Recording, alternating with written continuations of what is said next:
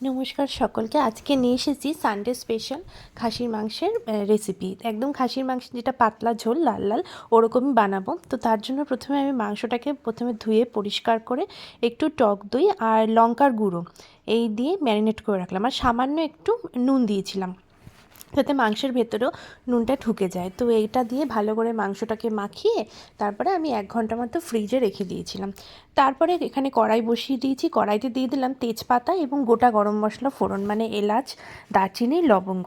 তো এগুলো ফোড়নে দিয়ে তারপরে পেঁয়াজ কিছুটা আমি ওই মানে একটু বেটে নিয়েছি, পুরো স্মুথ পেস্ট করিনি, আমি এটা শিলনোড়াতেই আর কি হালকা বেটে নিয়েছি। তো সেই পেঁয়াজ যে বেটে নেওয়াটা বা ঘষেও দেওয়া যায় সেটা দিয়ে দিলাম। দিয়ে হালকা পেঁয়াজটা ভাজা ভাজা হলে তখন আমি এখানে দিয়ে দিলাম হচ্ছে হলুদ গুঁড়ো। আর এই পর্যায়ে যদি আমরা মানে কাশ্মীরি লঙ্কার গুঁড়োটা দিই তাহলেও কিন্তু কালার ভীষণ সুন্দর আসে। তো আমি লঙ্কার গুঁড়োটা একটু পরে দিয়েছি সেদিন। তো তারপরে হলুদ গুঁড়োর পর দিয়ে দিলাম এখানে রসুন বাটা। এই রসুন আদা রসুন এই মানে মশলাগুলো সেদিন আদা রসুন পেঁয়াজ সেগুলো আমি সবই শিলনোড়ায় বেটে নিয়েছিলাম। তো এখানে রসুন বাটা বেশ অনেকটা দিয়ে দিলাম। তারপরে দিয়ে দেবো আদা বাটা এবং কাঁচা লঙ্কা বাটা ঝালের জন্য। তো সেই সব কিছু দিয়ে ভালো করে মশলাটা কিন্তু আমি কষিয়ে নিচ্ছি। এখন আমি কাশ্মীরি লঙ্কার গুঁড়োটা দিলাম। আসলে প্রথমে তখন খুঁজে পাচ্ছিলাম না, সেই জন্য দিইনি। আপনারা যদি তেলের ওপরেই দিয়ে দেন হলুদের সাথে তাহলেও কিন্তু কালার ভীষণ ভালো আসে।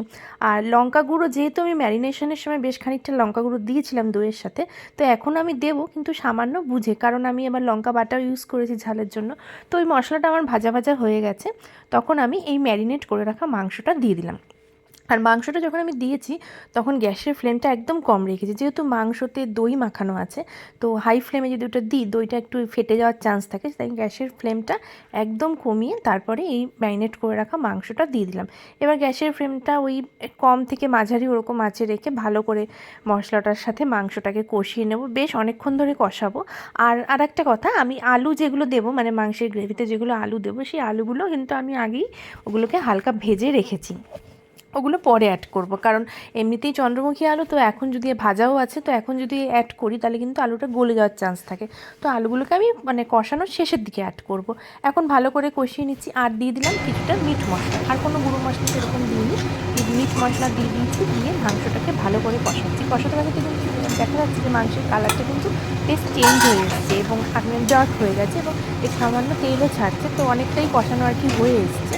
তো এই পর্যায়ে আমি ভেজে রাখা আলুগুলো দিয়ে দিলাম। তো খাসির মাংসের আলু তো খেতে ভীষণই টেস্টি লাগে, সেই জন্য বেশ কয়েকটা আলু অ্যাড করা হয়েছে। তো আলু দিয়ে ভালো করে মাংসটাকে আবারও কষিয়ে নিচ্ছি। এরকম কষাতে কষাতে মানে সম্পূর্ণ যখন তেল ছেড়ে আসবে সেই সময় আমি প্রেশার কুকারে দিয়ে সিটি দেবো। এবং আমি এখানে দই দিয়ে ম্যারিনেট করে রেখেছি 1 ঘন্টা, এবং তারপরে কড়াইতেও বেশ অনেকক্ষণ প্রায় 20 থেকে 30 মিনিট মতন ভালো করে কষিয়ে নিয়েছি। তারপরে কিন্তু প্রেশার কুকারে দেওয়ার পর আমার মাঝারি আছে জাস্ট দুটো মতো সিটি হলেই কিন্তু মাংস ভালো সেদ্ধ হয়ে যায়। তো এখানে আমার কষানো মানে হয়েই এসেছে। একদম যখন কড়াই থেকে শুকনো শুকনো হয়ে আসবে সেই যদি সেরকম মনে হয় তাহলে অল্প অল্প একটু জল অ্যাড করা যেতে পারে। আর সামান্য একটু টমেটো বাটাও আমি এখানে ইউজ করেছি, ছোট একটা টমেটো, সেই টমেটো বাটাটাও ইউজ করেছি। তারপরে এবারে ভালো করে কষিয়ে নিচ্ছি আবারও এই সামান্য একটু জল দেওয়ার পর। মানে মাংস যত কষানো হবে তত তার টেস্ট ভালো হয়, সেই জন্য কড়াইতেই ভালো করে কষিয়ে তারপরে এই যে প্রেশার কুকারে আমি সমস্ত মাংসটা কিন্তু ট্রান্সফার করে দিয়েছি।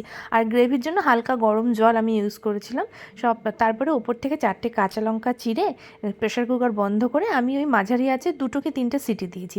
তারপরে এই যে আমাদের খাসির মাংসের পাতলা ঝোল কিন্তু রেডি।